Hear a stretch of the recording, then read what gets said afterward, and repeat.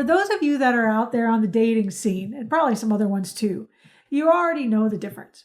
A beige flag is something that, say you're dating someone, and you kind of look at them and you go, I don't know about this, but it's not a deal breaker. That's a beige flag.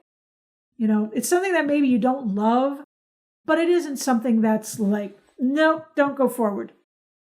A red flag, as we all know, is something that says, do not go there, run, don't walk. And what I want to look at are some of the beige flags and red flags that can exist in leadership, because there's a lot. It's not a dating relationship, but it is a relationship. Are they generous? Or are they miserly? And I'm not necessarily talking about money. When we think about being miserly, we think of money, right? Stingy, and we don't want to give it up. But this can relate to resources. This can relate to time. This can relate to even just a smile. Now, there are people that just kind of live in a place of scarcity. And for those of you who have been part of this for a while, I really recommend the book Scarcity by Eldar Shafir, talking about scarcity within organizations and that scarcity mindset and how it can really mess organizations up, because you kind of end up in this scarcity loop that's hard to get out of. And especially if you've been in an organization where time is scarce, where resources are scarce, where talent is scarce, people can kind of start to get into this scarcity mindset, right? And they become miserly. Well, I don't have time for you right now. I got to go. Well, I'm busy putting out all these fires, which we could have put out if we would have looked at them soon enough. And I can't really deal with this right now, right? They just get into a scarcity mindset.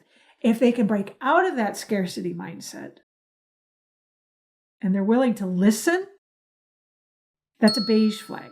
They've kind of been crafted by their organization and their environment, but it's not something that they can't get past. A red flag is when they're miserly because it's transactional. So when we talk about transactional, right, that's the person that's always, well, I'll do this for you, but only if you do this for me. I'm only going to smile at the people that can give me something. I'm only going to put the effort in what's in it for me.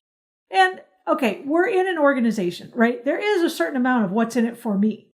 I am here to make money. I am not here to volunteer. I volunteer for the causes that I'm passionate about and are going on out in the world, and that's what I do. I may be passionate about an organization, but at least for me, for the most part, I'm not going to do this voluntarily. I'm here for a reason. It is transactional. But there's some wiggle room about everything being transactional, or there being some give and take and a little bit of generosity.